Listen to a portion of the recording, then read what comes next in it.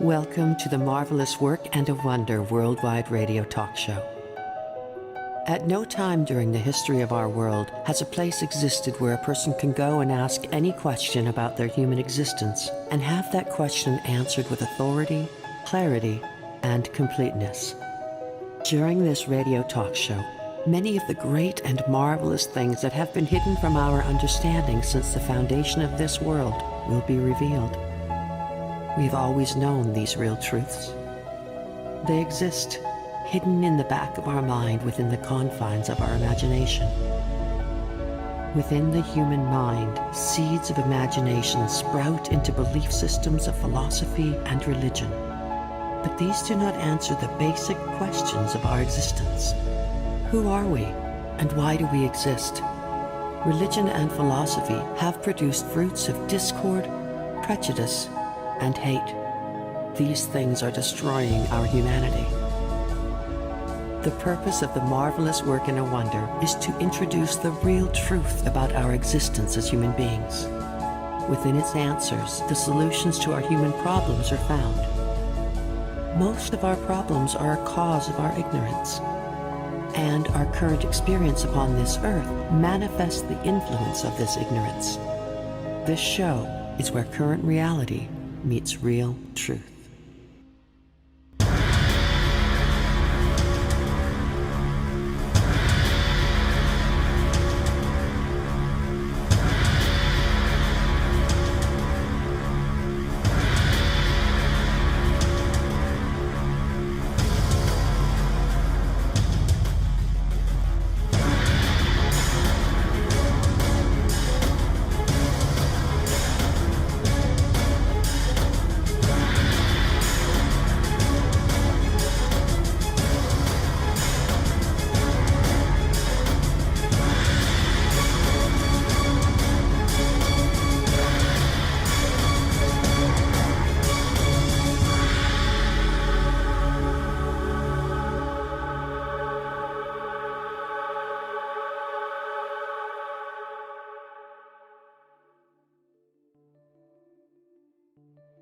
The universe, as we currently know it, seems to be a vast and endless space full of unanswered questions.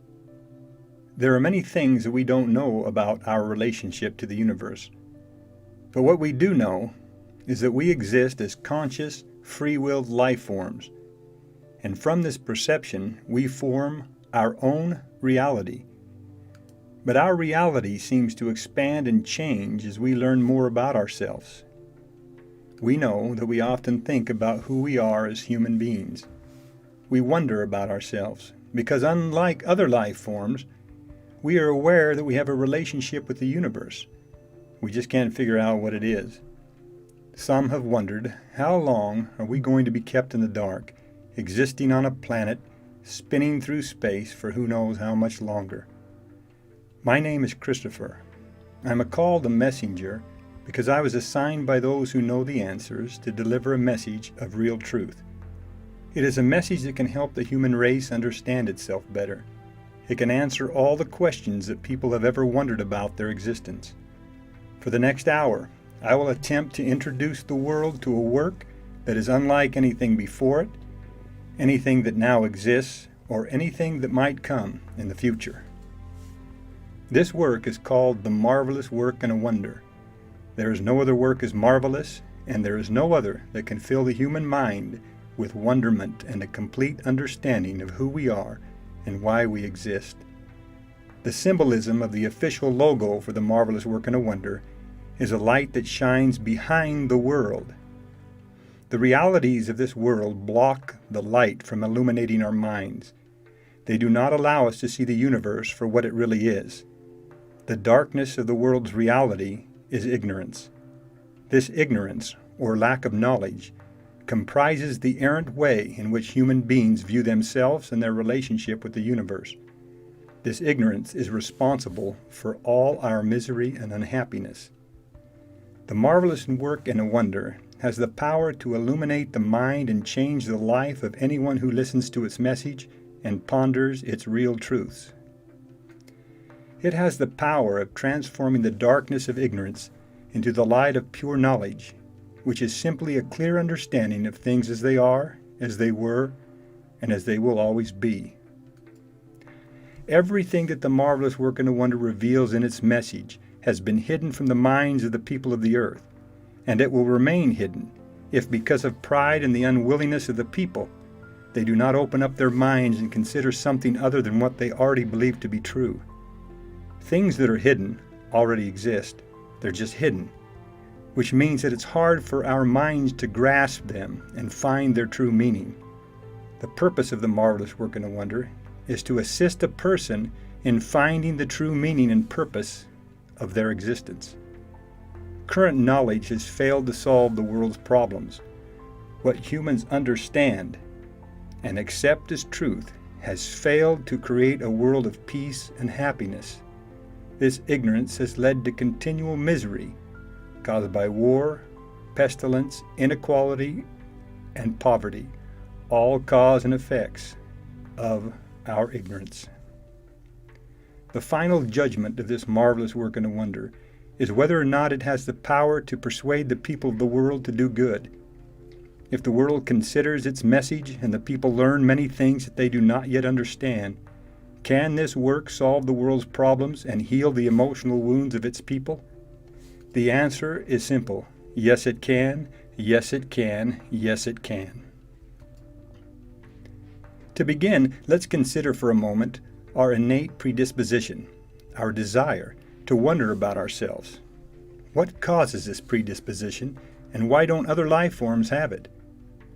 Throughout our history, as we have pondered about our existence, we have developed many different belief systems and ideas that to some degree seem to satisfy our desire to know. Many have accepted these belief systems and are not motivated to believe in anything else. Why should they? If we don't have to worry about who we are and why we exist, we can then get on with existing and living our lives in pursuit of whatever makes us happy. Yep. Our desire to live and be happy has convinced us or motivated us to stop wondering and considering new ideas. But are we really happy? Some, to make themselves feel smart, or at least appear to others as if they are, might lean to philosophy to ponder their reality and existence. When we philosophize with each other, we become personally responsible for the answers that we think are correct. But we also bear the individual responsibility of being proven wrong. To protect our egos from being proven wrong, humans developed another form of a belief system known as religion.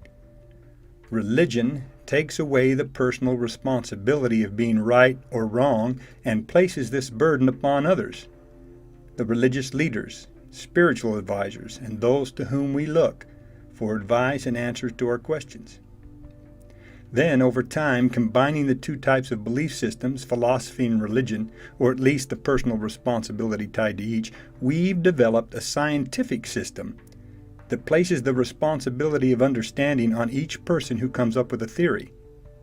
The personal responsibility, however, is minimized because scientific theories are not accepted unless they can be proven and are accepted by others. Keep in mind that science is simply a process in which we observe something about our current reality, then philosophize, or rather theorize, why it is what it is. And scientists can be just as prideful and close-minded and just as devoted to their belief system as those who choose religion as theirs. Basically, all human understanding comes from one of these belief systems, but when we analyze them honestly, they appear to be nothing more than reflections of each other. And we either accept them or reject them according to the way that they protect our personal value and ego. These belief systems are continually changing over time. What was believed to be true in the past is no longer true today. And following this proven course of human knowledge, what we believe today will not be true in the future. Real truth consists of those things that do not change over time, but have always remained the same. The term real truth will be used throughout the message that I deliver. I am the only public representative of the marvelous working of wonder, and I use the term a lot in my presentations.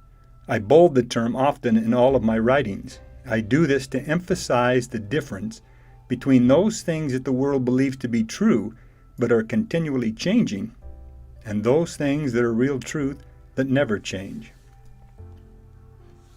Real truth is the same yesterday in that its concepts have always been the way things are in all of human experience throughout the universe.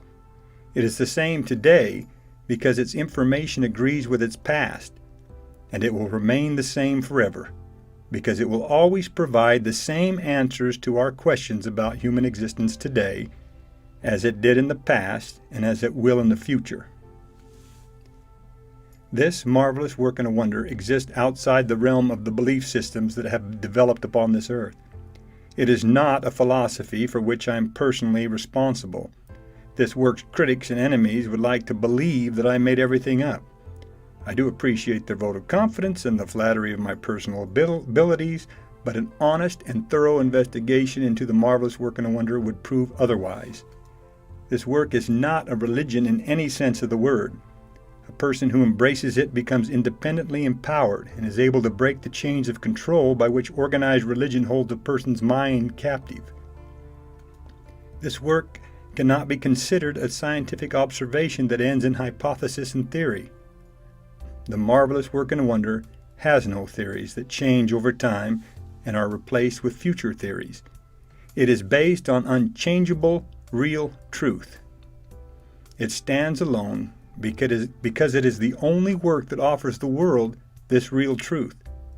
And real truth is knowledge of things as they are presently, as they were in the past, and as they are to come in the future. Now let's take a moment to consider our current human experience upon this earth.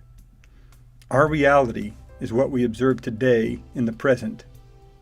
Our current reality is really all we know for sure. But even this reality is affected by the belief systems that shape the way we look at life, and more importantly, the way we look and treat each other. And because we view each of our lives from a different perspective, an individual perspective, our present individual experience can only be perceived as unchangeable real truth to ourself. No other human perceives our reality as we do. We cannot trust what has occurred in our past because we have the tendency, due to the way our brains work, to forget many things. In other words, we have lousy memories.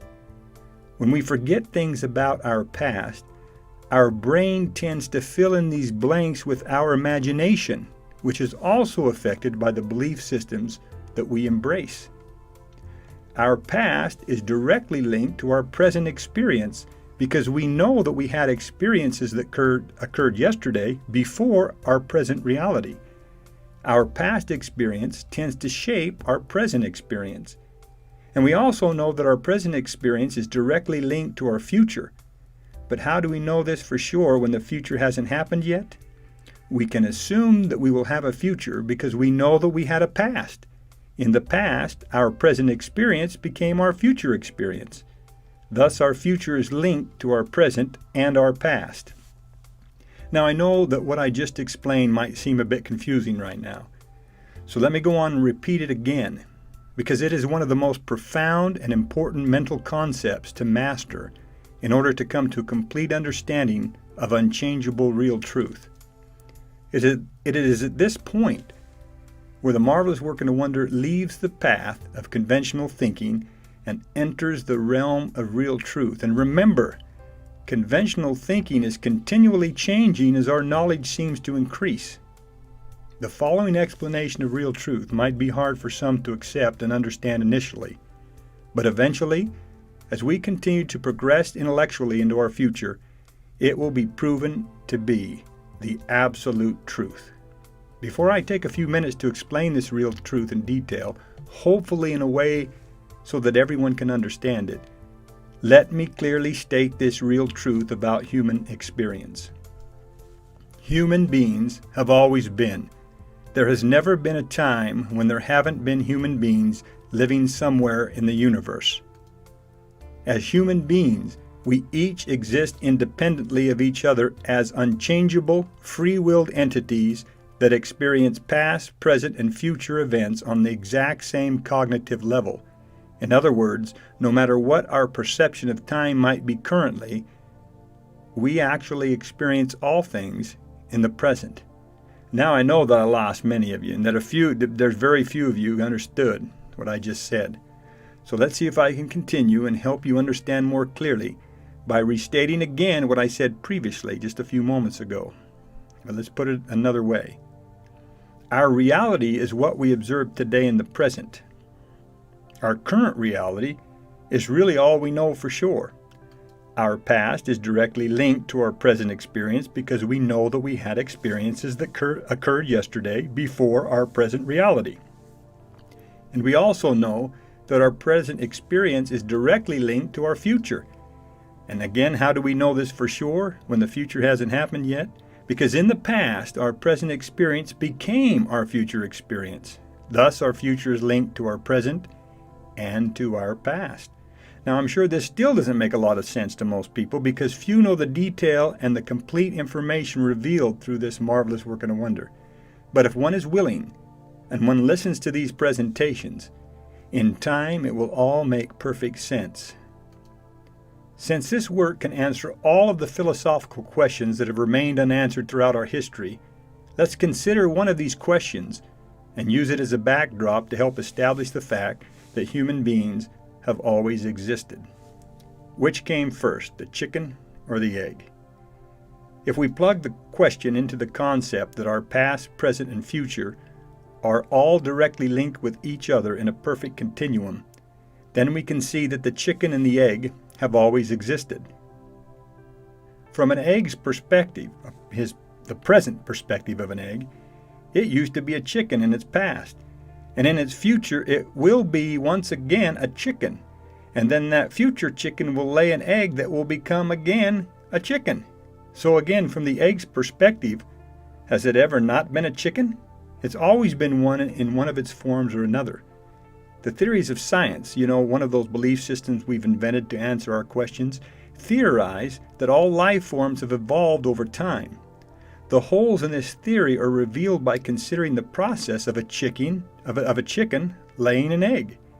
If the egg in its perfect environment and nature continues the same process of being an egg, then hatching into a chicken that lays itself from the egg's perspective, and then becomes another chicken who lays itself perpetually, then it will always be the same and never change. This concept is getting a little deep right now. But this same concept of real truth can be applied to a human being and the way an unchangeable human experiences life. From here on in this presentation, I will use the term advanced human to represent a person whose physical appearance and abilities do not change, but remain the same forever. Notice that I said physical appearance and abilities because humans continually have new experiences forever.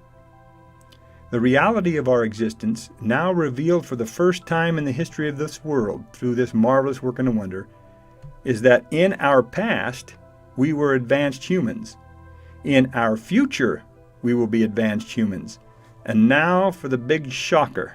Presently, yep, in our current reality, we are advanced humans going through a mortal experience upon this earth. Our experience is a continuum of one eternal round, always occurring in the present.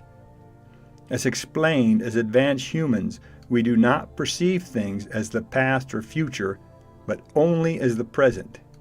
How in the world can this be? I'm sure millions, billions, most people are asking themselves this. If humans have always been, and new human beings are created all the time by other humans who have always been, then who brought the first creators into existence? Well, let's consider for a moment exactly what a human being is. A human being is nothing more than a totality of individual experience while reacting within an environment with a physical body.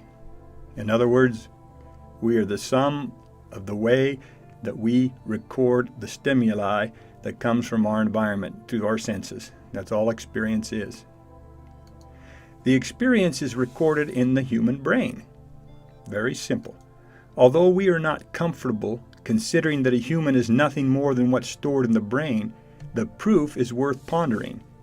Evidence of this is the fact that damage or deterioration to the brain can change one's personality and cause them to become seemingly a completely different person.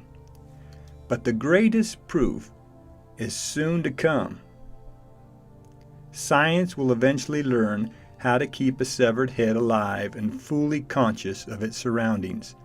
The person having only a head will continue to record experience as a computer generates an artificial environment. Whoa. What then will happen to the conventional wisdom about a human being? How then will religion, philosophy, and science change to accommodate this new reality? This will prove, however, once and for all, that a human is simply the totality of stored individual experience in the brain that is gained by reacting within its environment, and in the case of a bodiless person, the environment is computer-generated. But who in the world wants a computer creating an environment when we can have a beautiful human body doing the same thing? Nothing is more beautiful to a human being than the human body. Our perception of beauty and perfection is uniquely human. We recognize the beauty of the human form above any other shape in the universe. Now let's consider for a moment a human being in its perfect form, living in its perfect environment, in an environment that sustains everything that is perfect for the human being. Like the chicken and the egg, human beings have always existed in their perfect form. Always.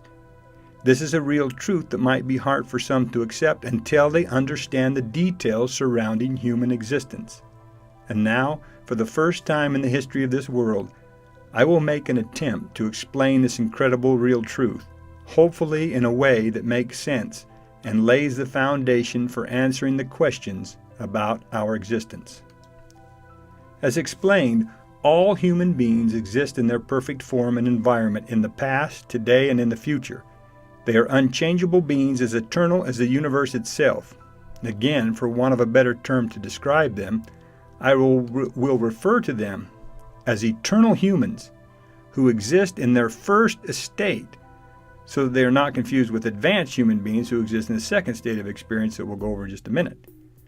But oh, what a boring existence it would be if we lived in a never-changing world where all of our experiences were always the same. What joy would there be in being human in this type of a state? Oh, there's nothing boring about being an advanced human or being who we really are. Advanced humans, eternal humans, are continually experiencing new things, new adventures, and new experiences of their own choosing. They already know who they are, as they've been alive forever. But, and this is a big but, they do not know how they would react or act or what kind of experiences they would have if placed in a different environment in a completely different body without remembering, temporarily, who they really are. Keep in mind that the human being is simply a totality of individual experience while reacting within its environment with a physical body. For eternal human beings to have a new experience, something different than the perfect existence that they have always known forever, must occur. They must create a new human being. One who doesn't remember anything about its prior existence, or rather the fact that it is an unchangeable, eternal human being. And now, I must reveal what has never been revealed before, even to those who have studied the concepts of the marvelous work and a wonder. It is the piece of the puzzle that has been missing. The insight and knowledge that will help a person understand how advanced human beings have always been, yet they continue to create other human beings. Now remember, and this is important to keep in mind as one ponders the significance of this new real truth, all human experience is experienced in the confines of the human brain. And an advanced, eternal human brain has the capacity to store an infinite amount of information or better human experience. Now, how all these experiences become a reality will be discussed in another presentation that details the Human Reality book. An unchangeable and eternal human being with the power of the mind can create a completely new human experience. Therefore, our experience as a newly created advanced human is an event created and occurring in our true advanced eternal human mind. To create a new experience for an advanced human, the person has to become a completely new individual. The person has to become a newly created advanced human being. Newly created advanced human beings have no personality, have no humanity type, and have no experience recorded in their brain. A newly created advanced human must be allowed free will in order to become a different person than its creator, with a completely different set of circumstances. Once the newly created human has established its character, its humanity type, its propensities and desires, it then needs an experience where it can exercise the uniqueness of itself and learn to enjoy what it has become. It needs to become aware of itself. This is done in another experience where the newly created advanced human cannot remember that it is an eternal human, but still retains past experiences stored in the brain. The retention of stored experience allows the person to maintain consistent personality and individual desires. This other experience provides a contrast to what the person has become in order to help the person enjoy their existence. This other experience is called mortality, and it is what we're experiencing at this time. Now I know you're confused, so let me outline it exactly how it is. Each one of us, as a mortal upon this earth, in our past was a newly created advanced human being.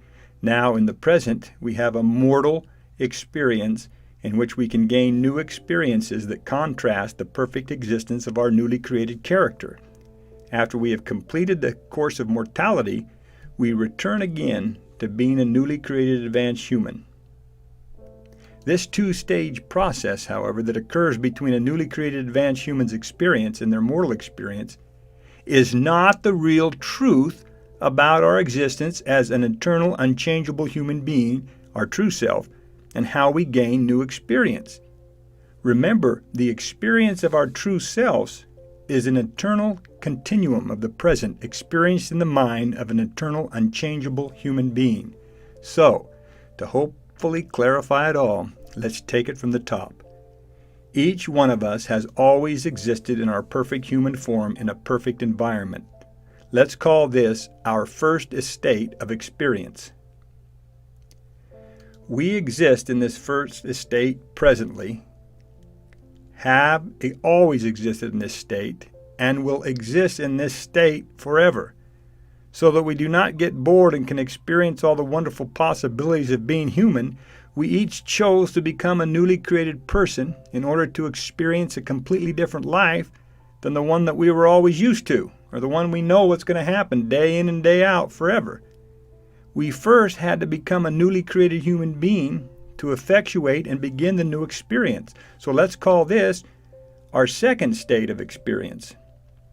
Becoming a newly created human is the state of being that allowed us the opportunity to use free will to form a completely different identity and persona outside of our true self.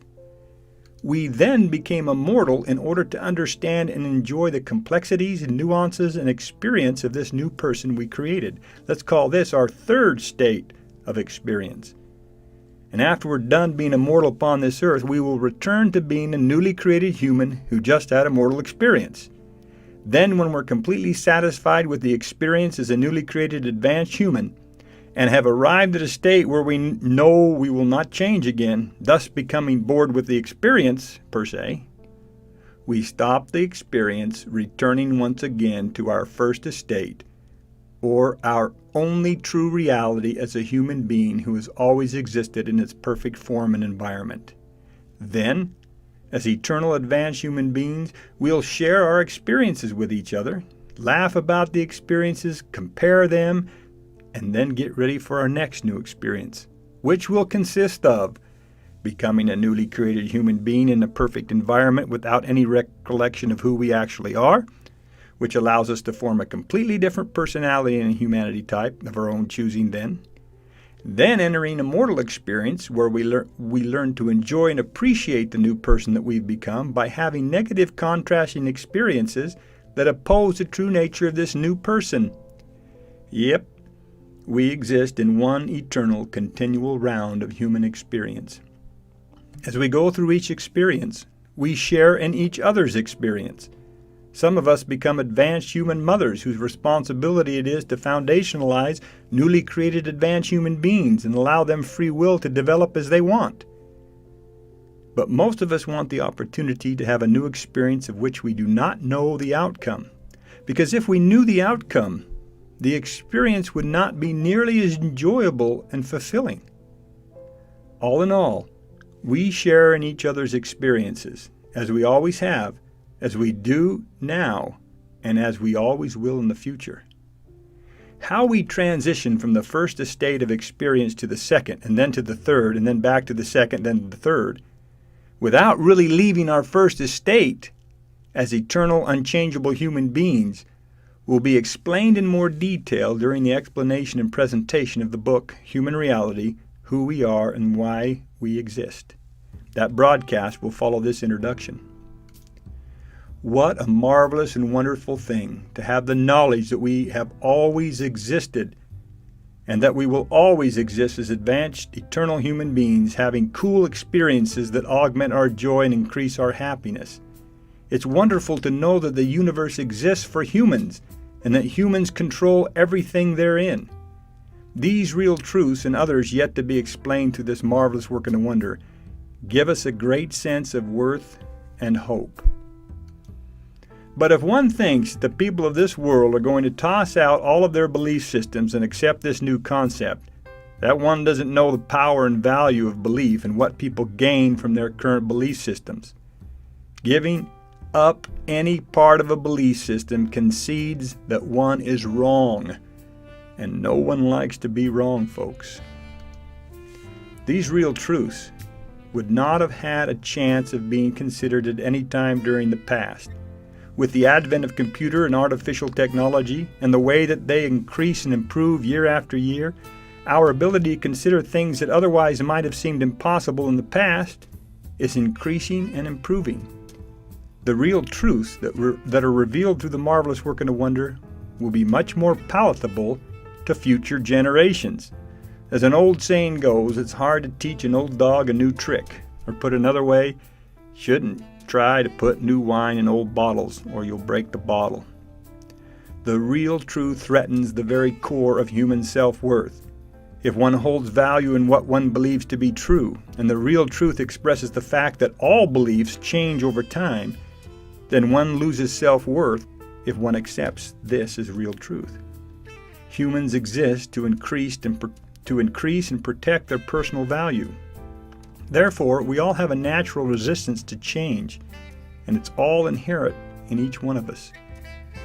But one who does not fight the possibility of being wrong has a greater potential of maintaining self-worth because that individual has already accepted the belief that he or she might be wrong, making the admission part of their self-worth and value.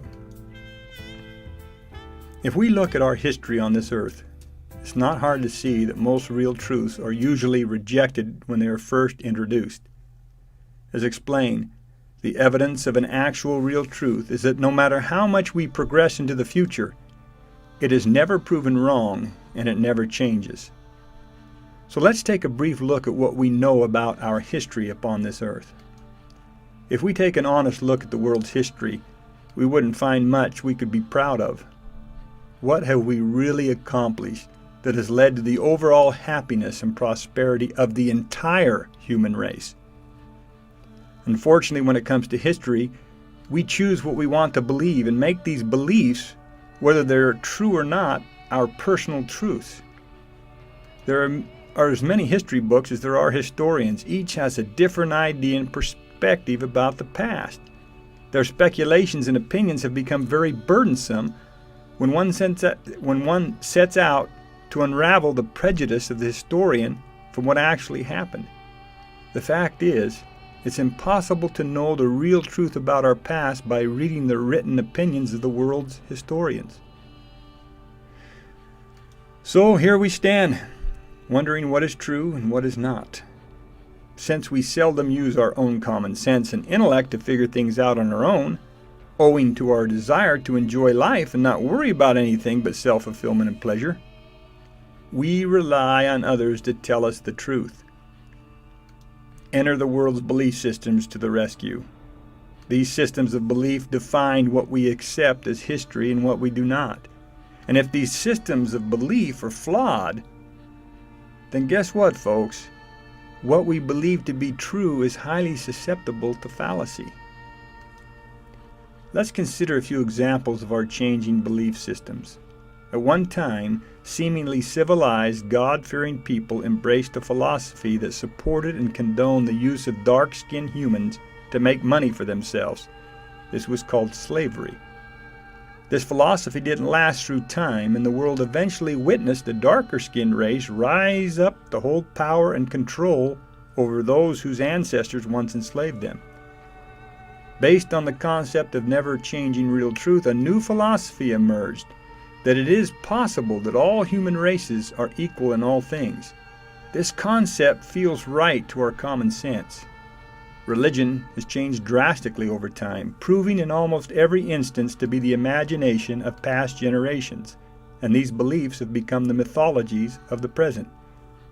A new religious philosophy is emerging that supports the idea that spirituality is nothing more than a personal truth that should never be forced upon another. This leads to a general sense of emotional liberation and increases tolerance and respect for human rights. This concept feels right to our common sense.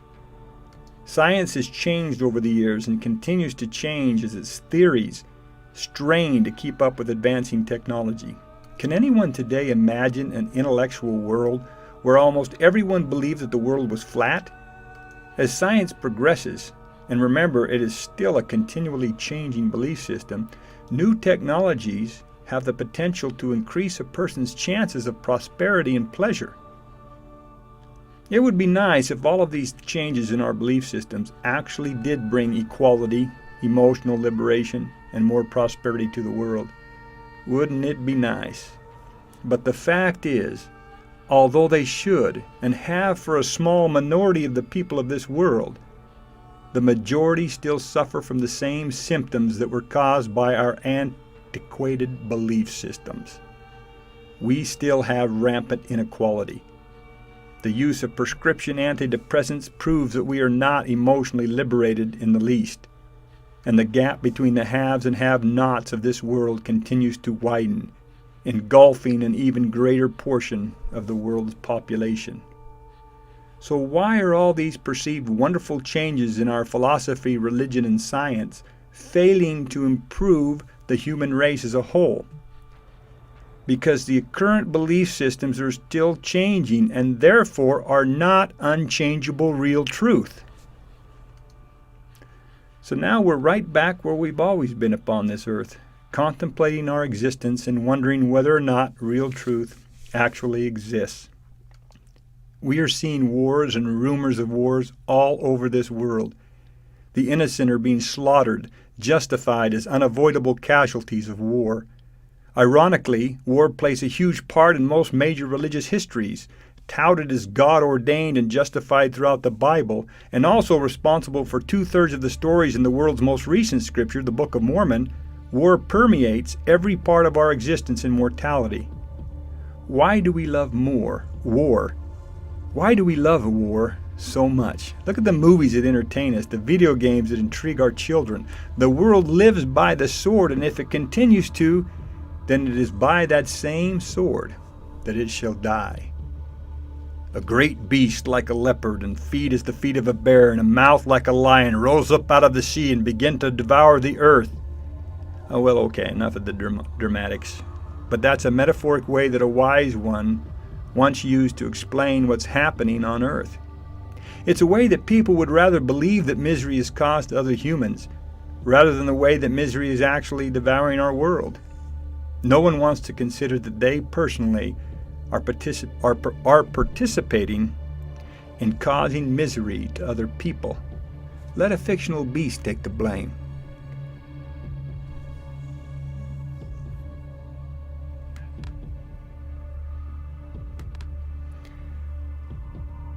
Well, a wise one once used that metaphoric way to explain what's happening on the earth. I'm repeating this a little bit because it's very important to understand.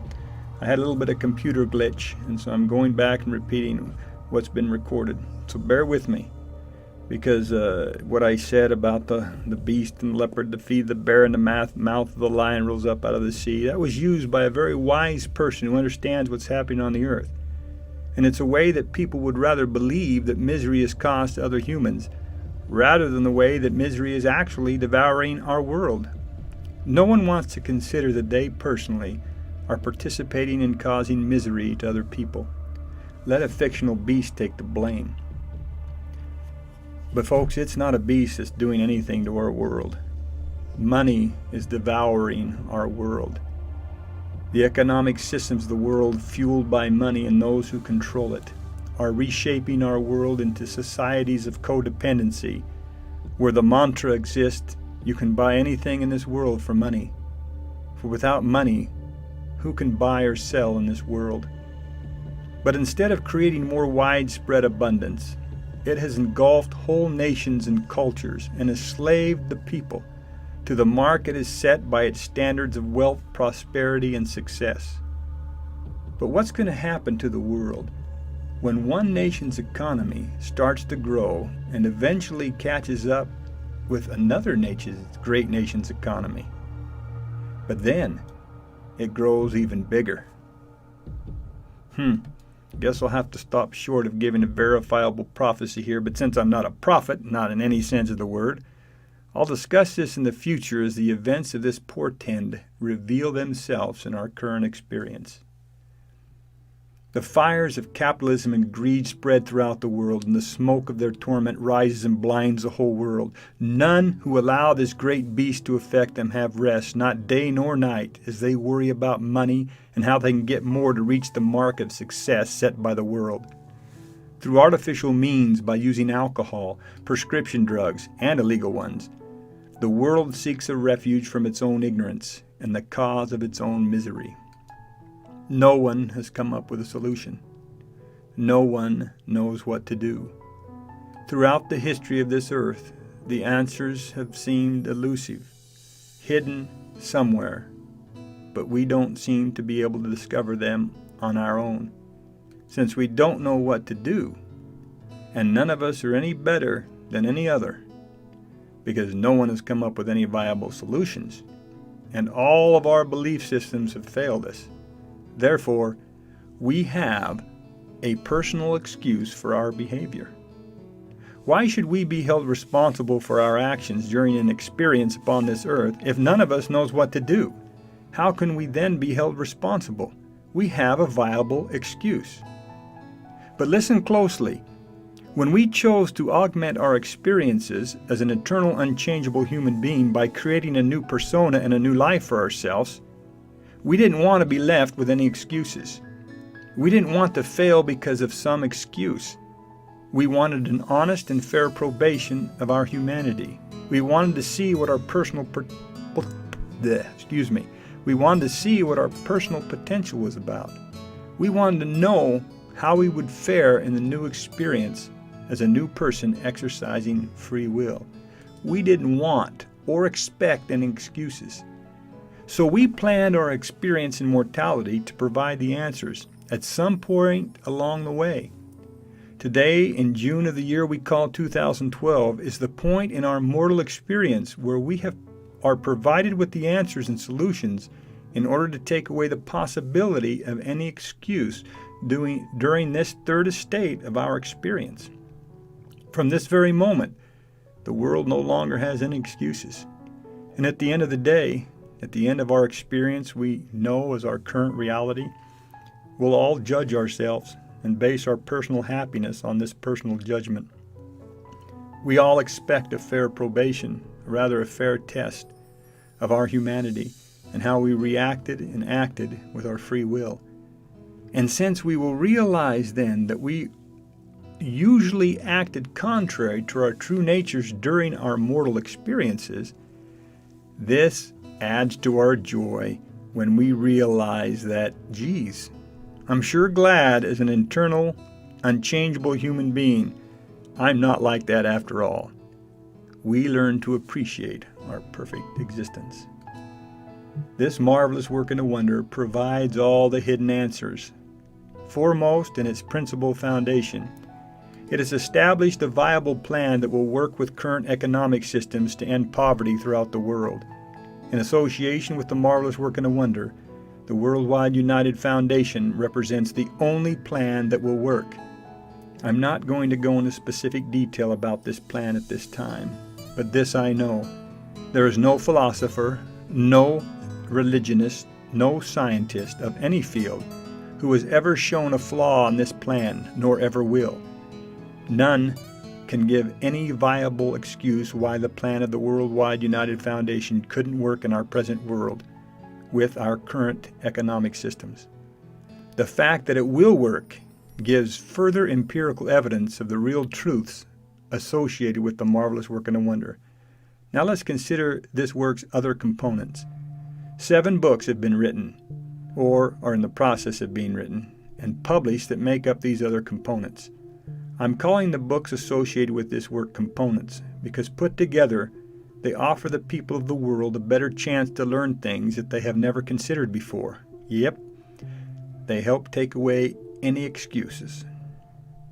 And before the listener closes his or her mind to the rest of the message, because one might suppose that this is an advertisement for the books, listen very closely, world.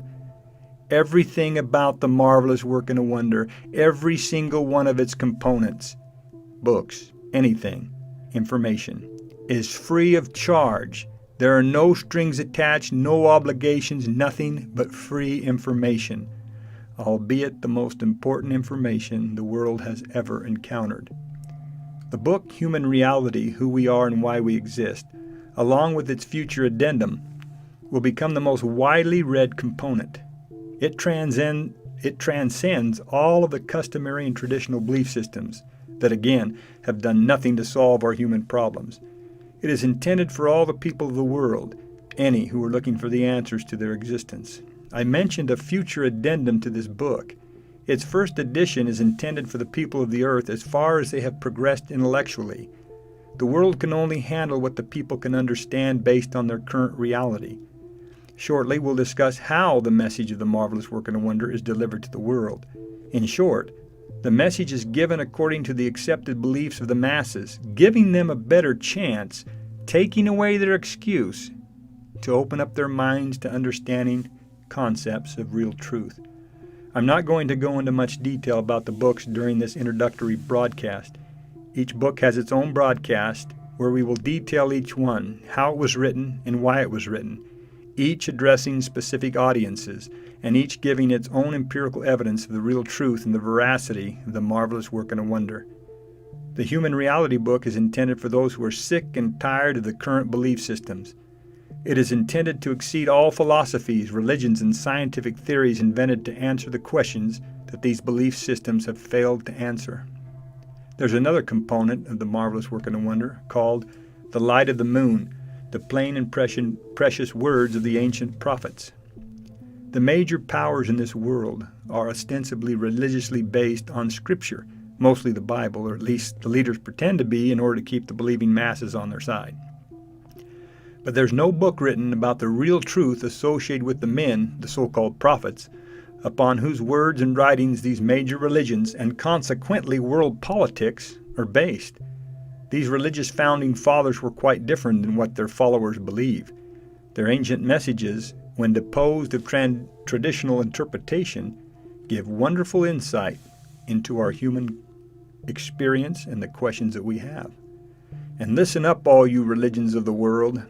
You're all wrong, very wrong, and are causing the majority of human misery. One of the religious works that has stumped scholars for centuries is the New Testament book of Revelation. No one has ever offered a complete and understandable explanation of the book.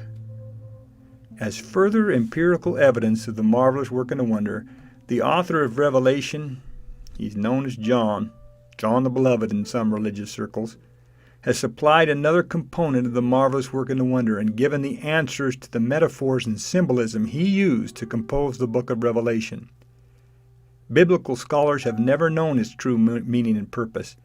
But now these things are revealed in 666, the mark of America, seed of the beast, the Apostle John's New Testament revelation unfolded.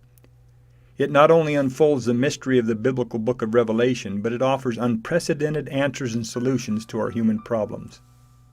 See, the Bible was the major standard by which the current nations of the world were established. It is the most widely read book ever written. Its influence on our mortal experience was never challenged until the newly founded United States of America offered people the freedom to believe according to the dictates of each person's conscience. With that freedom, a book that challenged the Bible's supreme authority and presented a different idea about God's relationship with humans, as the religious suppose, was published. This book was published as the Book of Mormon. Mormonism and its alleged founder, Joseph Smith Jr., played a major role in our moral experience by helping take away many of the excuses.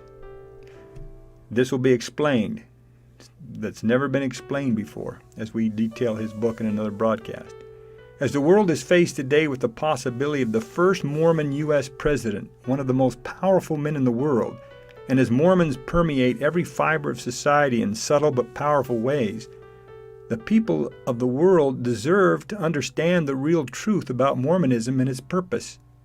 Joseph Smith's authorized and official biography is just what it claims to be. There has never been a book written, nor shall there ever be, that presents Joseph Smith and Mormonism in their true light. The book that challenged the Bible, the only book that ever has, the Book of Mormon, cannot complete its intended purpose without its other sealed and most important part, the sealed portion of the Book of Mormon. This book complements its unsealed counterpart and presents the world with all the information it needs to understand and challenge the Bible. And most importantly, it has the power to transform a Bible-believing mind into a more humane thinking pattern. It's one of the Marvelous Work and Wonders' most powerful books, and is intended for those whose hearts and minds are hardened and closed by religion. See, this Joseph Smith character knew all the real truths that are part of this Marvelous Work and Wonder, every single one, even down to the technology that would one day be used to present this work to the world. But in his day, the people would have killed him if he even mentioned any of these real truths, like they did, eventually. So before he died, he incorporated many of these real truths into a symbolic and metaphoric representation that no one has ever been able to figure out. It's what the Mormons call their temple endowment, and it is seen millions of times every year in Mormon temples found throughout the world, without the people having the slightest idea what it really represents. To give further empirical evidence to this work, more especially to the LDS Mormon people who need it the most, and establish the fact that his character is also personally involved in this work, Joseph has given the explanation of all the symbolism and metaphors he used in creating the LDS Temple Endowment. There's a lot more about the significance of Mormonism and what it offers for experience as an eternal human going through the stages of mortality. This is discussed during the detailed broadcast of each of these relevant books. I'll not say any more at this time, but it would behoove the world to know and understand the belief system that might be guiding one of the most powerful men and nations in the world. Again, my name is Christopher. I only go by my first name, and I am the only true messenger of this work upon this earth, the only one who is the authorized liaison between those who know the answers and the venue in which they have chosen to give these answers to the world. This venue is the Marvelous Work and a Wonder. Now, it would only be fair that the world has access to a published account of my life and how I came to be this messenger. My autobiography is the final component of the Marvelous Work and a Wonder. Now, one of the most logical, yet probably the most important question the world might ask is, what makes you, Christopher, so different from all the others who claim to know the truth? Why should we believe you over any of the others who are making similar claims? That's a real good point to consider. What is the difference between a true messenger, which I claim to be, and a false one, which I claim that everybody else out there is?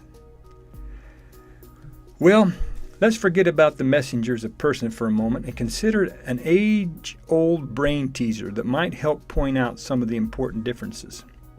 Let's suppose that we are imprisoned in a small empty room without any windows and only two identical looking doors. Let's number the doors, door number 1 and door number 2. Our only option to leave the confines of the small empty room is to choose one of the doors, but we can only choose one of them.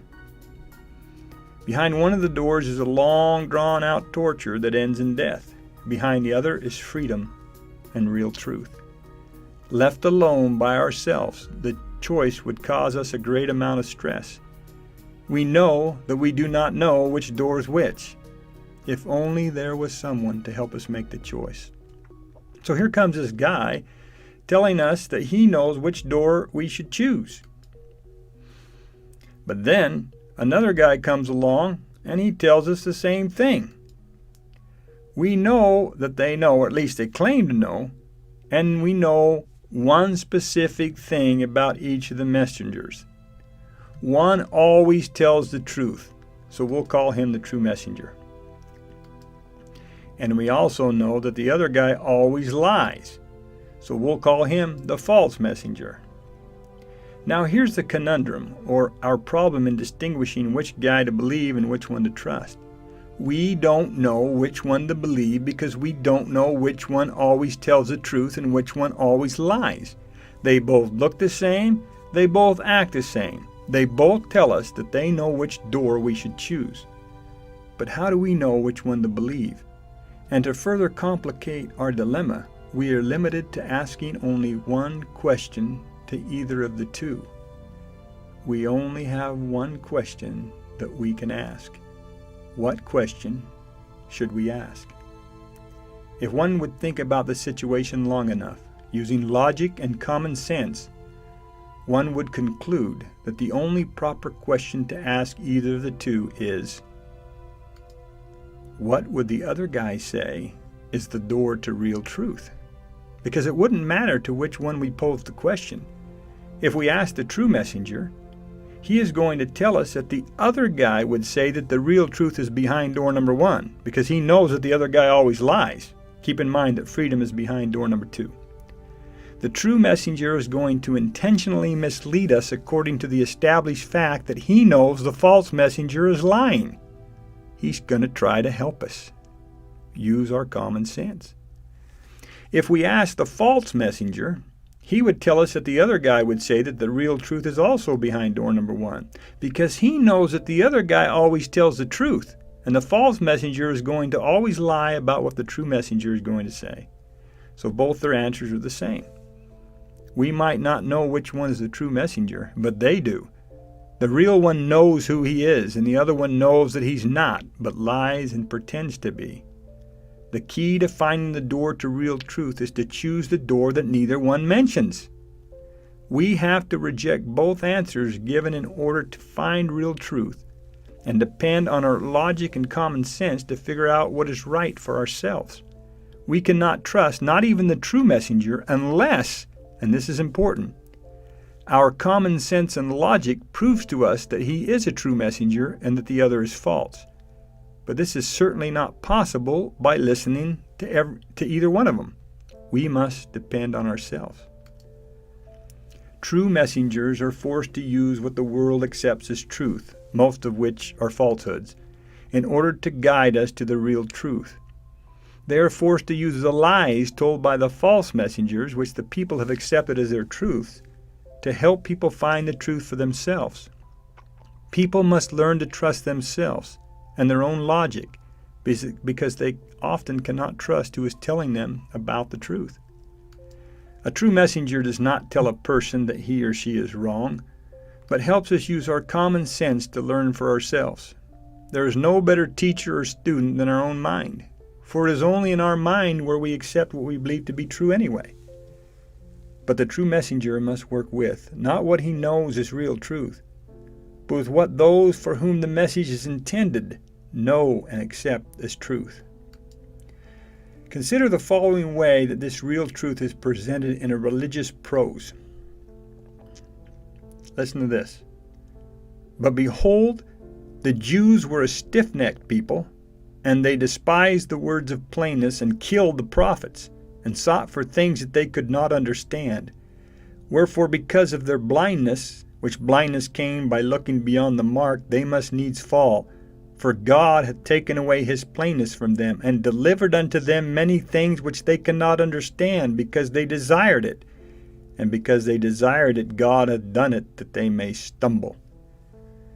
Now, that's a religious prose for those of you who like that type of belief system. But who could imagine that God would give the people something that would make them stumble? But they desired it.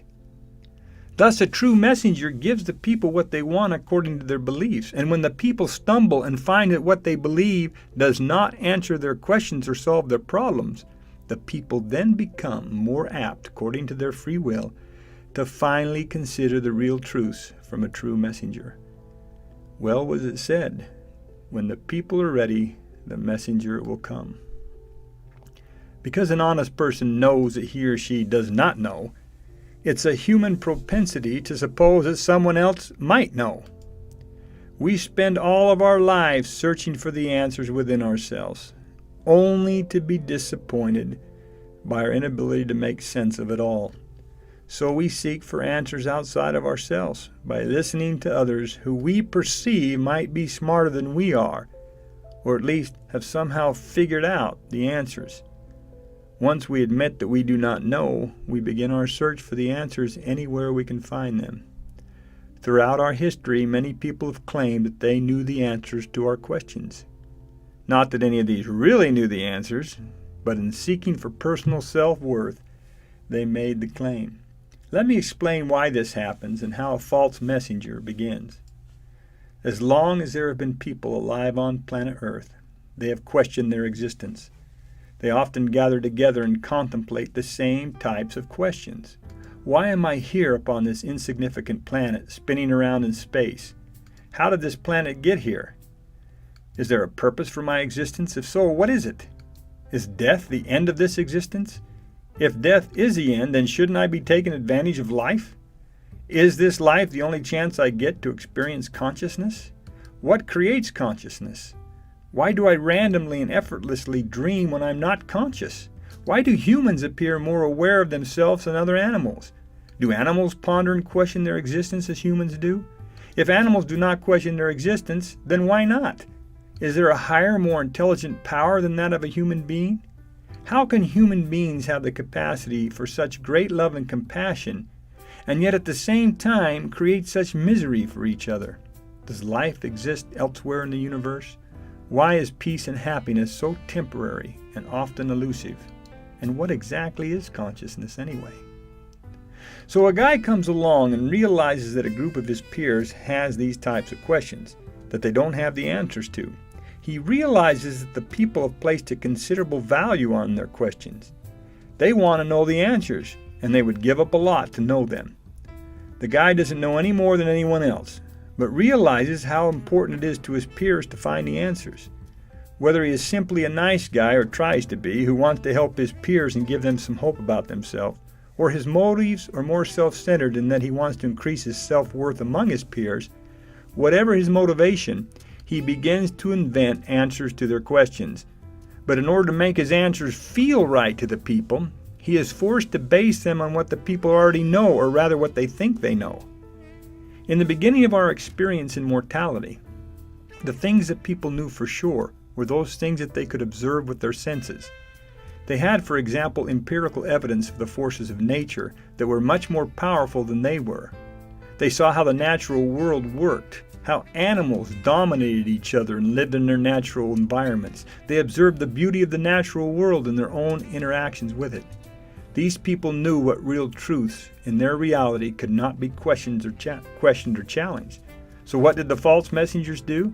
They took what the people knew about their world, what they accepted, what they could observe and sense without doubt, and incorporated these things into answers that the people would accept. Thus, the first belief systems were largely based on the natural world.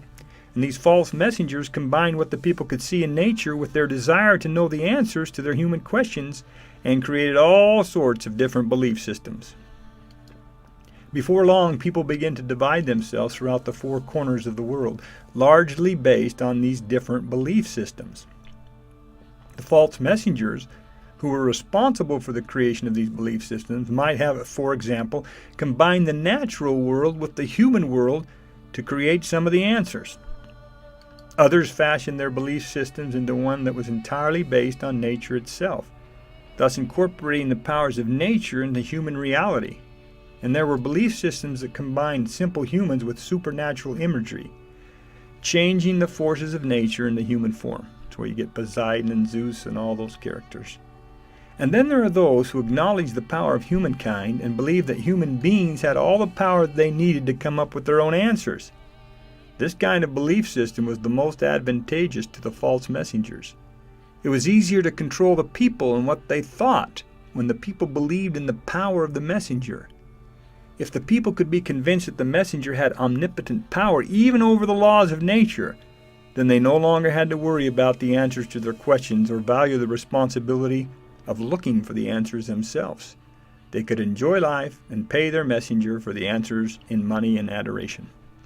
As humans begin to develop and learn more about their ability to control nature and its environs, they begin to place more and more faith in the power of the human being rather than nature, and therefore the ability of their human messengers to answer their questions, leading to modern times when the majority of people who are looking for answers have placed their full trust in other humans. True messengers cannot prove to the people that their message is the real truth if the people have already placed their trust in what they believe and think that they know for a surety. True messengers must work within the falsehoods that the people accept as truth to help the people feel the comfort of using their common sense and logic to find their way to real truth out of falsehoods. Now back to our example for a moment. Confronted with two different doors and two different messengers, the people can only deal with what they know for sure. They know that the only way for them to escape their confinement in the small room is for them to go through one of the doors. And they know that they do not know which door is the right one. They know that both of the messengers know the truth about the doors, at least they claim to, but that one of them is a liar and the other one tells the truth. Based on what the people know, the true messenger's desire is to help them make the right decision based upon what they already believe. He will never convince the people that the other guy is a liar because the people already know that one of them is a liar, and how could they possibly know that the true messenger isn't the one lying? The true messenger helps people use their common sense, utilizing what the people know for sure to help them find real truth.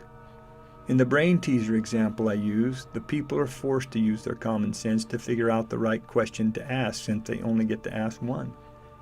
And then the true messenger uses his knowledge that the other guy is lying and that the people don't know which one is telling the truth to answer them and guide them to the right door. That's what this work, the marvelous work and a wonder, is all about. It is the way that real truth is presented to the world, the only way by which the people might have a chance, therefore eliminating their excuses, to know things that have been hidden since the foundation of the world. My name is Christopher. I am your true messenger. The marvelous work and the wonder exists to help deliver the real truth to you, my fellow eternal and always equal human beings. Welcome. This presentation is number 2 of 9 presentations introducing the marvelous work and a wonder to the world. I mentioned during the introduction to the marvelous work and a wonder that the book Human Reality, Who Are We and Why We Exist, along with its future addendum, will become the most widely read component of this work. This book transcends all of the customary and traditional belief systems that again have done nothing to solve our human problems or answer our human questions. This book is intended for all the people of the world, especially those who are looking for the answers to their questions about their own personal existence. I mentioned a future addendum to this book. This first edition that has been published is intended for the people of the earth as far as they have progressed intellectually. because the world can only handle what its people can understand based on their current reality. The intent of the first edition of the Human Reality Book is to allow the world to catch up in its experience so that the people will be better prepared to understand the real truths about our existence as eternal human beings. As mentioned, most people, in protection of their personal value and ego, reject change. Nobody wants to believe that everything that one believes about his or her human existence is not actually real truth.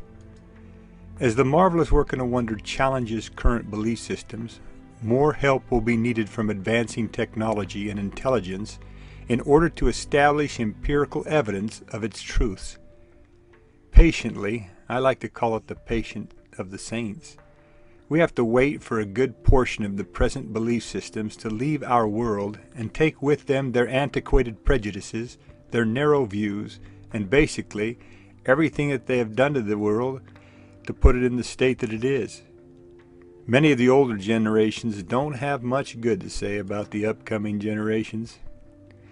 But if the world retained the same morals, the same virtues, and the same morality as its quote-unquote old dogs, or its old bottle of wines, who are the ones who rule and reign and greatly influence our world, our progression towards real truth would be greatly stifled.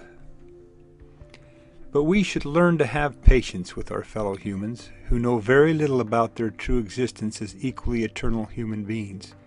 And furthermore, the fear of change is that their personal values will be challenged. They have an excuse for what they believe. As mentioned, the real truth threatens their current personal values. It compromises their ego and compromises everything that they have ever believed about themselves, or at least what they were taught by others about themselves through their accepted belief systems. See, the real truth exists like a sharp two-edged sword that has the power to slice through our egos and open up a path for greater knowledge and understanding. How this is done was presented in the introduction to the marvelous work in a wonder in presentation number 1. Can you imagine, for example, telling a person who has dedicated years of their experience upon this earth to a certain career, then fostering and expanding that career in order to take advantage of all the opportunities that life has to offer? Can you imagine telling them that all of the experience was for nothing? Personally, I know a man who dedicated many years of his life in becoming a doctor. He was a podiatrist, a foot doctor. I know that he saved vigorously for his retirement as he worked hard all throughout his life to establish things upon this earth for himself and his family. He sold this practice and was getting ready to live the good life when he was working upon his roof and fell off and died.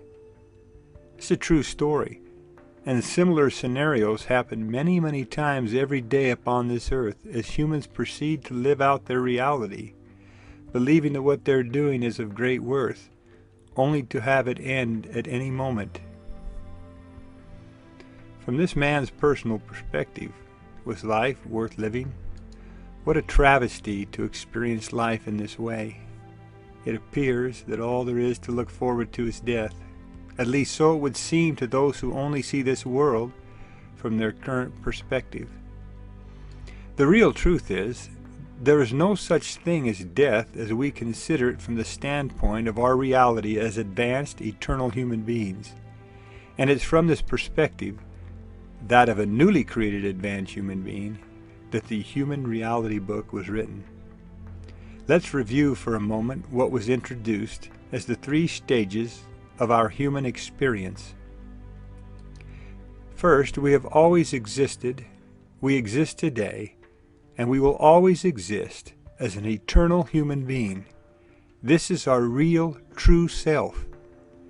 And everything that we experience, whether it be a memory of our past or what we are experiencing currently, it is always done in our present conscious mind, so that we don't get bored with our existence and to augment our joy of being an eternal human being.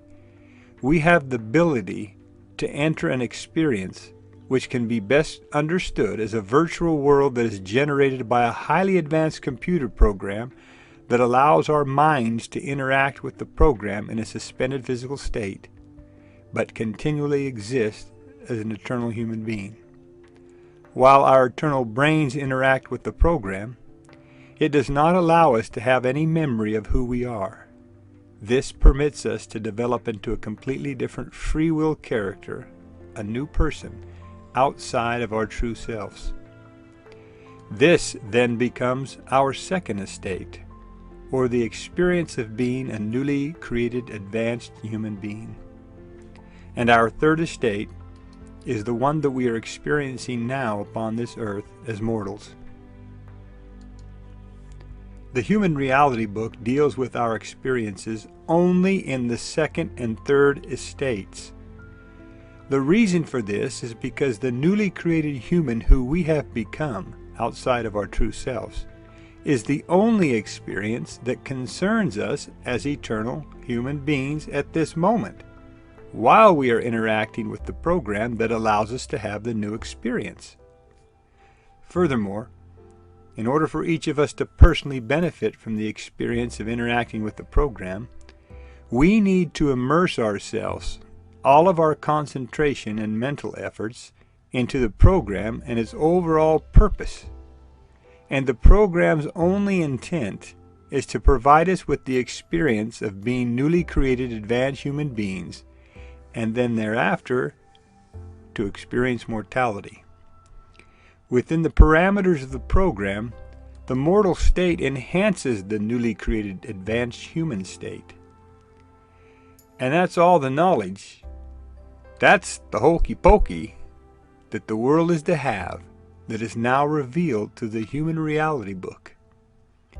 I know there are still many who are confused, and it is our intention that by the end of this presentation, the world will have no reason or excuse why it shouldn't understand our real human existence. Let's briefly discuss our first estate as eternal humans. And I call the experiences states because although all of our experiences take place in our advanced eternal human brain, which is only one place to our conscious mind, during each estate of experience, each one takes place in a different location and environment. For want of a better term, we can call these environments worlds. We have existed, do exist, and will always exist in our first estate. It is an eternal world. The location of our existence is an actual place with an environment that is perfectly suitable and sustainable, yet unchangeable, for the best human existence possible. Instead of being an actual planet, it is a plane of existence that extends infinitely in all directions.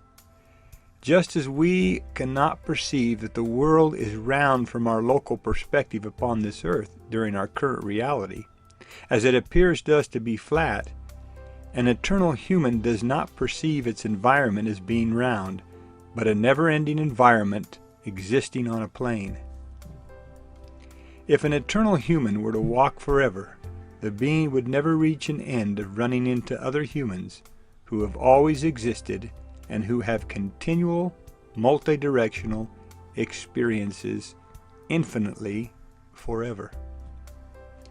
It is here in our first estate where our brains are wirelessly connected to an advanced program of incredible energy that allows us to interact with and record the second and third estates of our experience. And as we go through each estate, the program works with our eternal brain and manages the amount of energy that is transferred and how the energy is transferred in order to create the experience. All memories and knowledge that we have as an eternal human being are stored in one part of our eternal, limitless brain. During our second estate, the program blocks this energy, or rather manages it, allowing us to develop into a newly created advanced human being, a completely different person from who we actually are. Then, when we go through our third state in what we perceive as mortality, the program manages the transference of energy even further, thus enabling the eternal, limitless mind to think that it is mortal and store experiences as if it is. When the experiences are complete and we discontinue the use of the advanced program that we are, for want of a better way to explain it, plugged into, all of the experience will then become part of our conscious and ever-present reality as an eternal human being. And because of the powers of our true eternal brains, the very moment that we recall any experience in our past, we will relive the experience as if it were happening again in our present state. Thus our existence, as has been explained, as an eternal human, no matter what experience we are recalling of our past, instantly becomes the current experience of the present.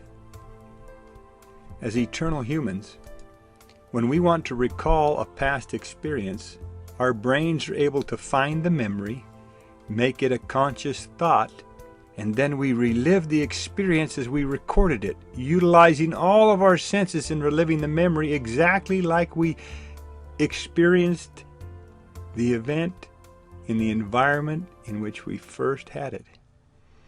Our real eternal brain is awesome. I mentioned that after another 10 years or so, we will publish the Human Reality Addendum, or the second and final edition. This will reveal the real truth about our first estate and be the final explanation of all human reality and experience. But since this is not a presentation of this further component of the marvelous work and a wonder, we'll concentrate our discussions to the second and third estate of our experience as revealed in the Human Reality book. So that there is no excuse, let me once again explain as clearly as I can the entire real truth about our existence. We exist as unchangeable humans who are physically similar in that we all have individual perfect bodies, although unique to the individual, that react to and act within an environment that allows for the best human experience possible. To add to our experience as an unchangeable human being, therefore adding to our experience of joy and happiness, we allow our minds to enter a highly advanced program that has the ability to create the new experience. This program operates, although much more advanced, similar to the wireless technology that we are used to today. It has the ability to allow different users to access, download, and participate with each other within the parameters of the advanced technology. We share in each other's experience by allowing our mind to access the same program that others are accessing to have their new experience. This occurs within our minds while existing in an eternal world, which is better described as a never-ending plane of existence. Yes, we have eternal relationships with these equal but individual human beings, and as we interact with others, we form bonds and relationships of experience throughout each of the different estates of experience. Once these bonds are created, they connect us to the other person's experience, or to them forever. The program first allows us to create a whole new world where we will become a completely different person as a newly created advanced human being. Then we experience various mortal incarnates that provide many different types of experiences. When we have advanced within the program to a point where we have nothing further to gain from the experience of becoming a newly created human being, a whole another person outside of ourselves, we can then leave the program, and our memories of the experience join an infinite amount of eternal experiences that will always be with us and which we will always enjoy. And that, folks, is the hokey pokey. Now, I know still that it is such a new concept, but it's a concept that will answer all human questions But even so, I'm going to reiterate it throughout this broadcast, throughout this presentation, and I will be available again every week on the radio to be able to clarify these things and answer people's questions. But again, pertaining to the Human Reality book, our only concern is our present reality. So let's talk about our second estate, or the experience of becoming an entirely different person than who we really are. From our present experience, we realize that DNA patterns that we receive from our parents can shape personality types, and that we can inherit other genetically influenced traits. And with the advent of cloning, the relationship dynamic of being a parent and passing on physical traits will not be limited to only a male and female, but will include same-sex relationships and single parents who only use their own DNA to create a whole new person. Our parents influence our physical brain during mortality, because the brain in which a person's experience takes place and is stored was constructed from a blueprint of sorts that was provided by our equally mortal parents. These inherited genetic traits do not allow us to take full responsibility of making a personal free-willed choice of who we became as mortals, at least so it seems. Therefore, it appears that we are not solely responsible for what our genes provide us. Also, our third estate's environments do not provide equal opportunity for everyone to have the same opportunities to develop. Those people, the majority of the world's population, who are born with limited opportunities do not develop the same on an emotional level, whether that level be good for us or bad for us, as those who are born into a world of no need or want.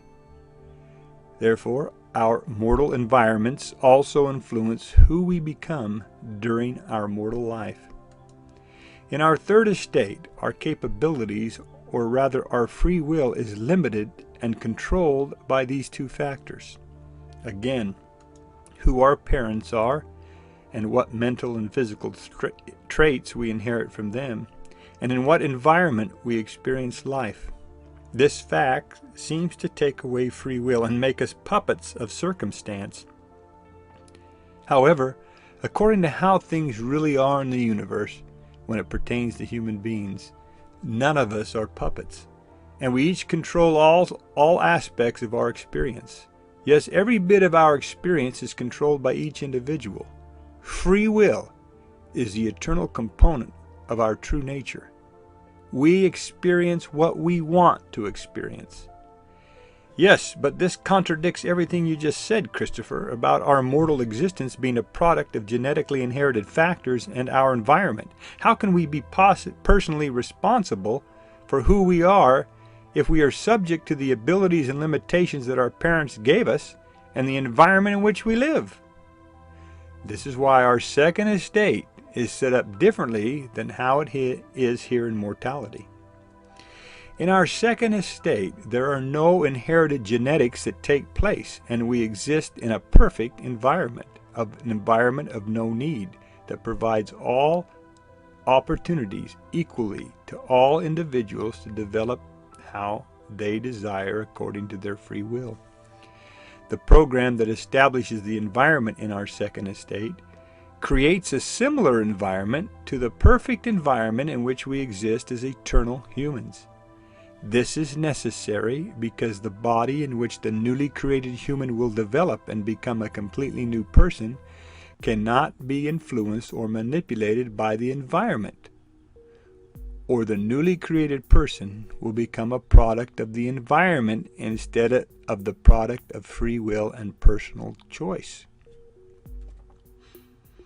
The body provided for the new person must also be of such a nature that it is not influenced or manipulated within the environment in which it is created.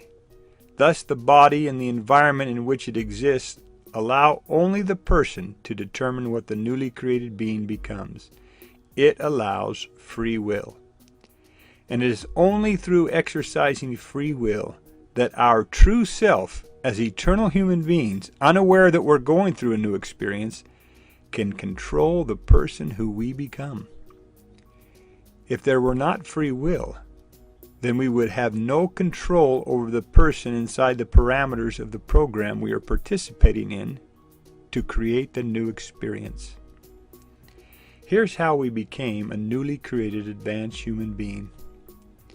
First, let's talk about the person who creates the body in the second estate for the newly created person. After going through the process of becoming a new person as a newly created advanced human, and then experience various mortalities where the individual lived as a male and a female, some choose to remain in the second estate of experience as an advanced human mother in order to raise newly created humans. This person is always female and can continue the experience of being an advanced mother as long as she wants. She is always female because of the way she is required to raise, or better foundationalize, the newly created person. She is responsible for the establishment of the new person's ability to use the physical senses to react to the new environment. And, for example, she will need breasts that provide the way that a newly created person's taste buds are established or foundationalized. The advanced mother's breast milk contains various components that interact with the newly created infant's taste receptors that ensure the proper foundationalization of taste. So if a human has breasts, I suppose, during our current reality here, we call her a female. Thus, all advanced mothers are female. She also has all the other benefits that a female has over a male. Males have nothing to do with the foundationalization of a new human being. And this, of course, is brought out more within the context of the Human Reality book. The mother uses her own free will to choose what the physical body of the new person will look like in the second estate. Now, I need to explain something here that I forgot to explain. And that is, I talked about how a newly created person, that an advanced human being, I'll go on to explain a little bit more, but I need to explain that there are advanced human mothers that deal within the second estate that are actually eternal human beings that chose that role for a certain purpose. In other words, as an eternal human being, you can enter the second estate of experience already as an eternal mother, or as a male, or as a governor. And these subjects I'm not going to dwell on at this time. But in other words, we have the ability, for example, to enter the game, the experience of being a newly created human being, one that does not have free will, as a character that performs a specific role within that world. And all these questions and things will come up in the future, but the addendum in the future will deal with those things, so I'm not going to concentrate on that at this time. The fact is, that if a person goes through mortality and decides even as a newly created person, you know at that point whether you want to be a woman or not, a female advanced mother. And then you enter mortality, go through experiences, and then you stay in that realm, in that estate, and continue that role until pretty much you get tired of it. Okay? So anyway, the mother used her own free will to choose what the physical body of the new person will look like in the second estate. The body is created without gender, so that the person can choose with its free will its own gender, if the person even wants a gender, because along with a gender, there are certain responsibilities that most people would not choose for themselves. And again, those are outlined in the Human Reality book and defined as the humanity types that we choose. The newly created human has a perfect human body similar to the ones we have as eternal advanced humans. I say similar because the bodies provided during the second estate are not exactly like our eternal bodies. We did not go through any process of development and growth in our first estate. We are unchangeable human beings who are exactly how we've been in the past and how we'll always be. But to develop into a completely different person with a completely different set of characteristics, propensities, and desires, the energy levels that exist in our brain in our first estate, where the actual experience is taking place, are completely but temporarily cut off from the area of our brain where the new experience will be recorded as an advanced, newly created human being. That way, there's no influence whatsoever coming from any part of our brain except where the new experience is forming. Now, I'm going to explain this and illustrate this in the video to clarify it even further. In our true state, as an unchangeable being, we know everything about our environment and how to act or react to this environment. In simple terms, we knew how to manipulate the environment according to our individual desires. To use some terms that will help clarify this, we knew how to run without ever having to crawl and then learning how to walk. We've always known how to manipulate our bodies to our environment. We've always known how to manipulate our bodies to the environment in an eternal world. But a newly created person doesn't know anything about its environment and how to manipulate it for its benefit.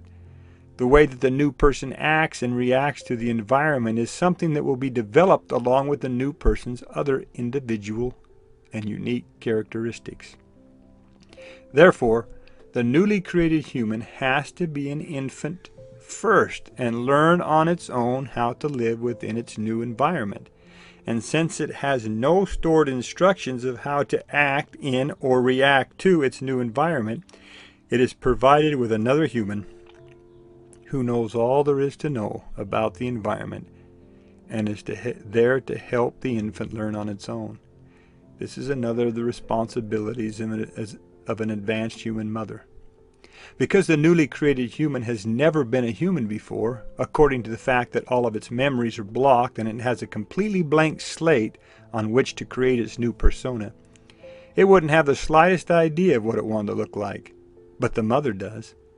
She chooses what the physical body is going to look like based on her own experience and her own desires. And she never creates two bodies that look the same. Again, because the newly created human doesn't know anything about gender, and it was created in order to become an individual of its own choosing, the new physical body is ungendered. It's neither a male nor a female.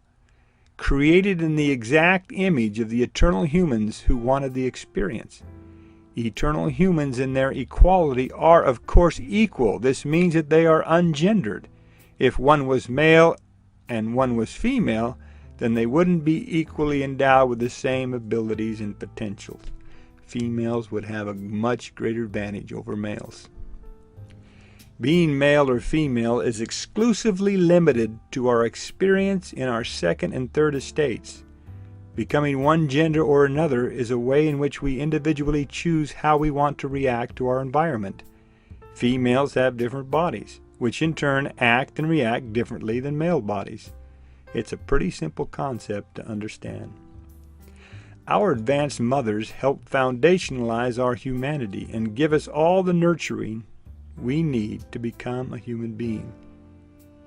They are the most important person in our existence during the second estate of our experience. And our free will, which is promoted by our advanced mothers in our second state, is the most important part of becoming a newly created human. Now, we need to spend some time discussing the real truth about free will, or the agency and power to react to an environment without being compelled by need or fate. This is such an important concept. I'm going to try to clarify it the best I can. Free will creates the inequality that we do not experience as eternal human beings. Free will allows the possibility of a new experience that we could not have had otherwise. In our first estate, as eternal human beings, we do not have free will because we seemingly free will, and let me explain this. Because we are eternally unchangeable. Therefore, our will is going to be the same today as it was in the past, as it will continue to be presently, and as it will be in the future. the very essence of our eternal nature actually negates free will. Eternal existence cannot exist where a person makes a free, specific choice in response to something in one's environment, because the eternal person has always made the same choices forever. And furthermore, since the environment provides in perfection all that a human needs to exist forever in a perfect state, the environment only provides choices of perfection. There are no other choices available from which to choose with free will. The inequality that exists in our second estate, however, establishes a situation where our individual free will might come up against the free will of another and conflict with that person. Or it can be said that our free will creates the inequality of our second estate.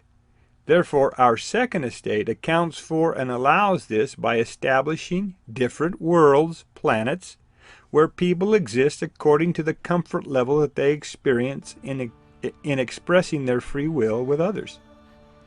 The people cannot exist on an eternal plane like we do as eternal human beings, because there would then be no isolation from each other on a plane as there is in separate locales of environment upon planets. And to further ensure that free will is protected and allowed, a government is set up during the second estate that oversees human interaction with each other.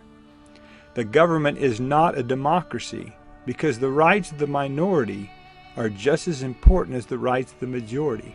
The government is ran by a righteous dictator who is specifically created to fulfill this important position of power and authority. Now, this also is detailed and explained in the Human Reality book.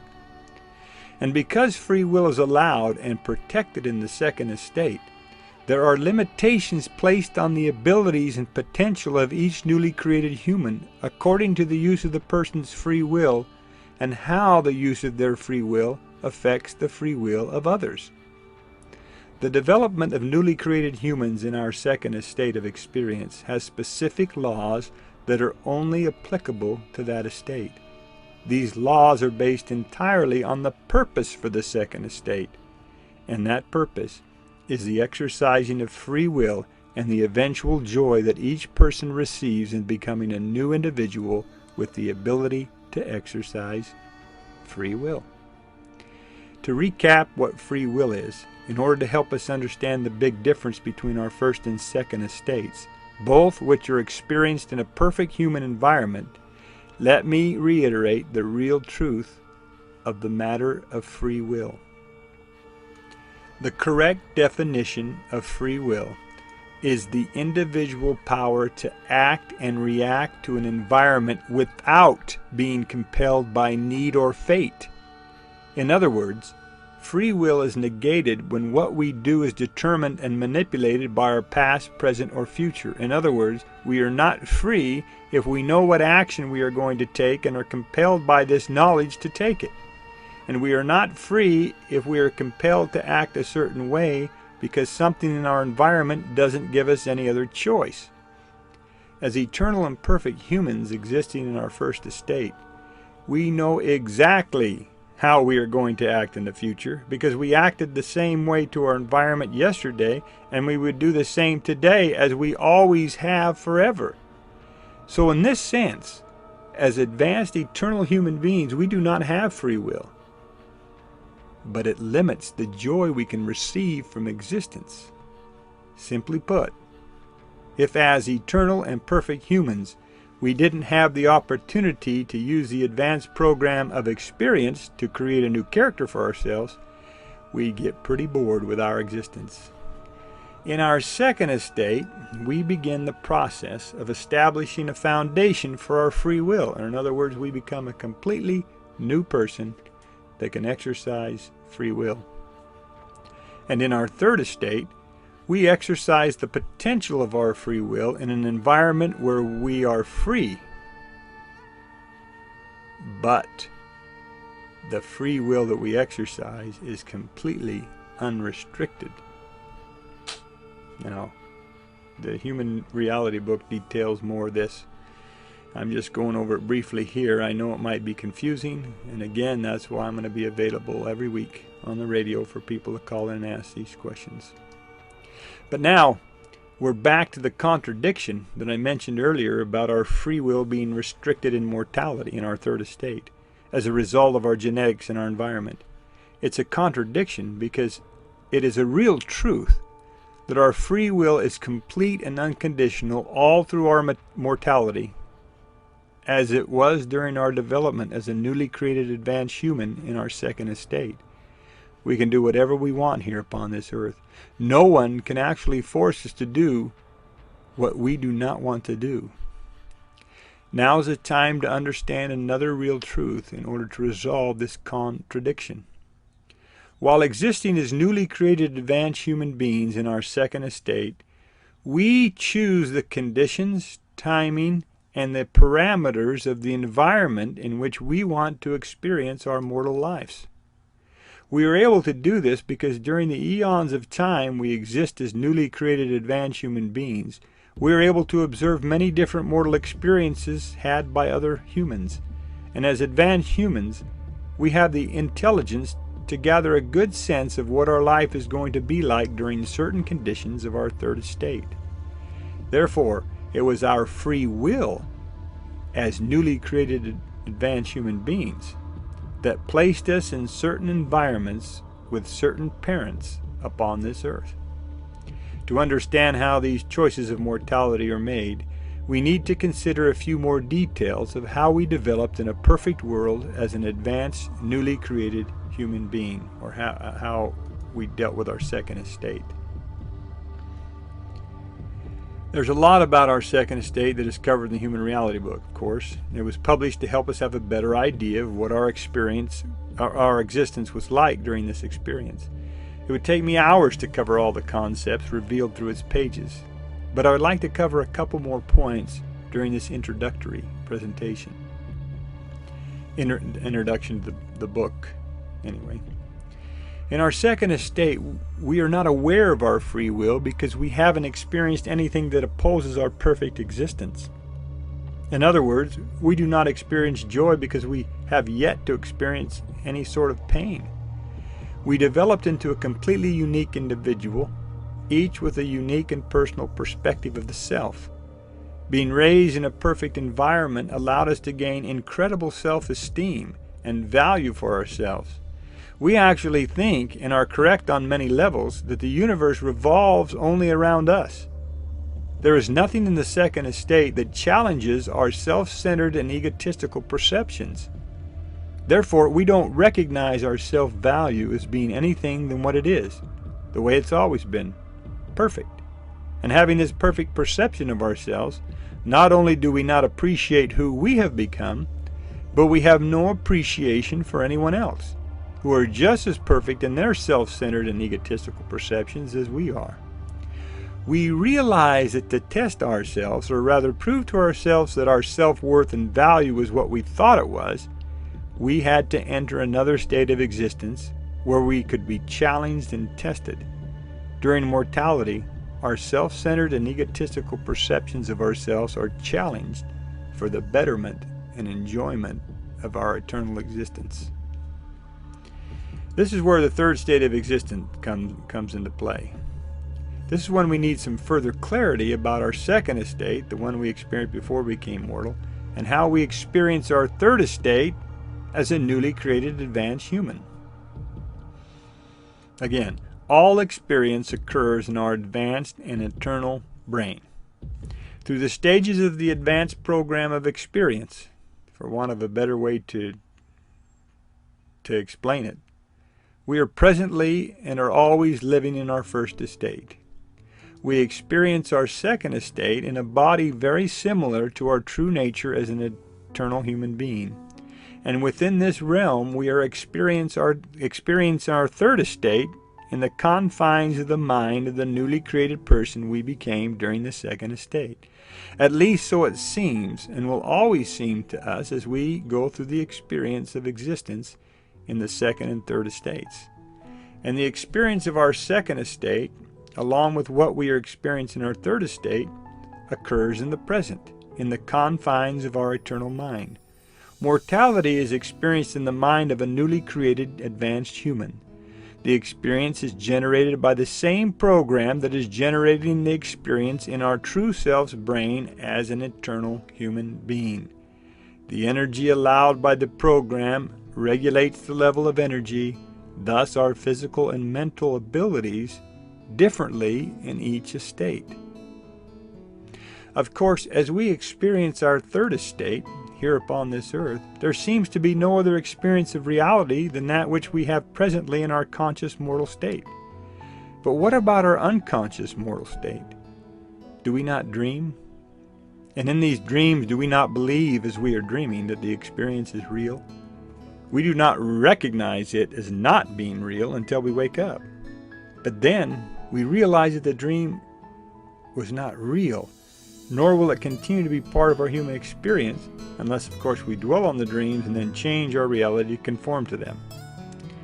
A dream provides us with empirical evidence that it is possible to experience something in our brain that is not part of our current reality, but appears to be real.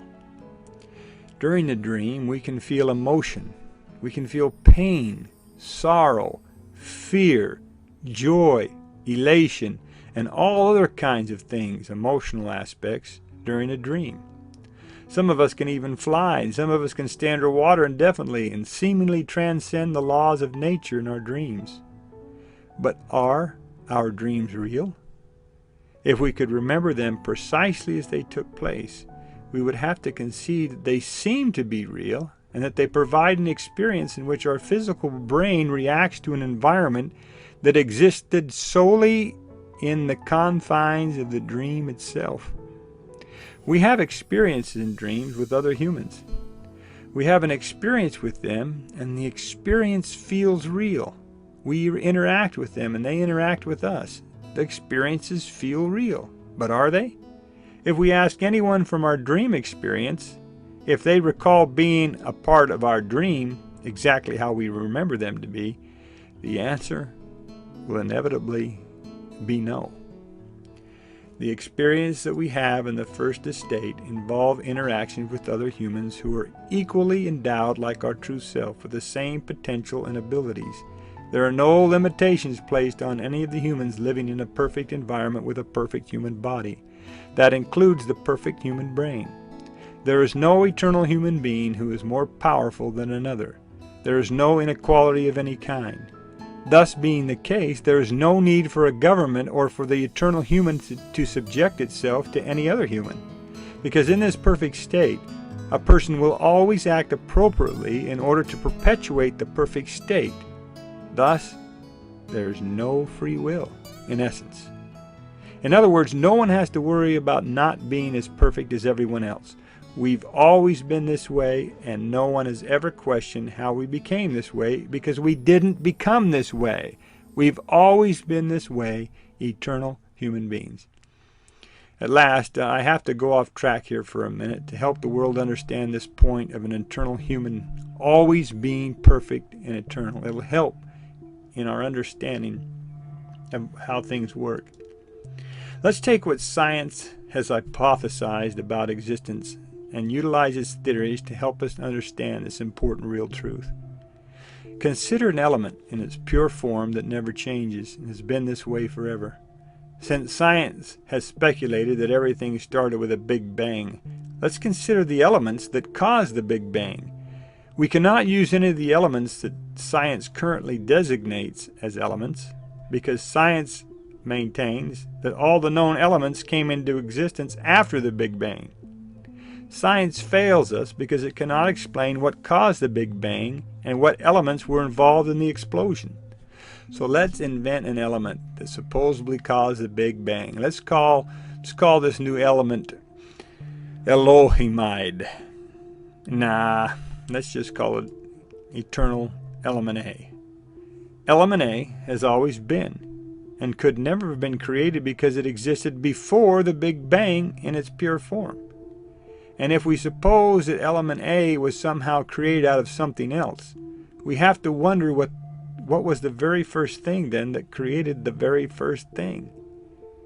there always had to be something. Because if there were nothing, then there would continue to be nothing, which would end in nothing and produce nothing. But it's quite obvious to us that we are not nothing. And if there were a big bang that created our universe, then there's a possibility that there are other big bangs that have, are, and will be creating other universes. Boy, it's hard to use a fallacious theory to prove real truth, but I'll continue doing the best I can.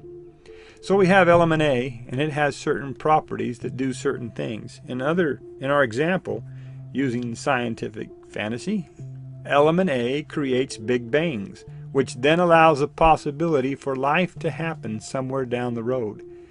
Element A has always created big bangs, and it never changes what it is and what it does. Elements, however, are made of something. They are made, according to science, of atoms. So now we have the substance that is responsible for element A, which created the Big Bang, which created all things that we know, using the example that science provides us. Well, that's what you'd think, but then we have to consider that the atom is made up of something. Atoms, again, according to science, are made up of other particles called protons, neutrons, and electrons. However, we don't need to believe that an atom is made up of anything but itself, because science cannot see protons, neutrons, and electrons, but theorizes that these particles exist based on how the atom acts and reacts in certain environments. Okay, so now we conclude that the atom is an eternal thing that has always existed forever. Well, atoms form elements. Elements form molecules. Molecules form cells. Cells form skin, bone, and organs, which form a human being. If atoms have always existed and they naturally exist to form things, then why can't it be that they, in their perfect form, have always formed forever the perfect human being? That's exactly how eternal, perfect human beings exist. Because the atoms that make up the elements, that make up the molecules, that make up the cells, that make up the components of their human body, have always existed this way in their perfect form. If science, regardless of the corrupt nature of its belief system, can assume that atoms have always been, then why isn't it just as likely that the things that atoms do, they make things like human bodies, have always been done and will always be done the same forever, people without end? Science will attest to one thing, that given an unchangeable and perfect environment, an atom in its perfect form as a human being will not change, ever. The Human Reality book details many of the things about the second and third estates of experience that we go through as human beings. It does not mention anything about our first estate, but the things that are presented in the book are the real truth as they pertain to our experience in the second and third estates. But there is no joy or value in worrying about our first estate while we are going through our experiences here upon earth as mortals. Likewise, there's no joy or value in worrying about our second estate while we're going through the experience of our third. Incredibly, unhappiness and discontent will ensue in a person's life if one worries about the past or the future. We are here now in this experience. It is the only experience that really matters at this time. It is a wonderful experience. Yes, even the great misery and sorrow that we often go through.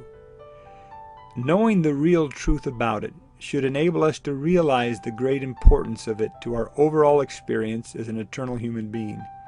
If we then realize its great importance, then it becomes incumbent upon us to consider it as such and begin to live for the moment, for the present, and not feel guilty about the past or fearful of the future. Is it not guilt and fear that cause most of our emotional problems?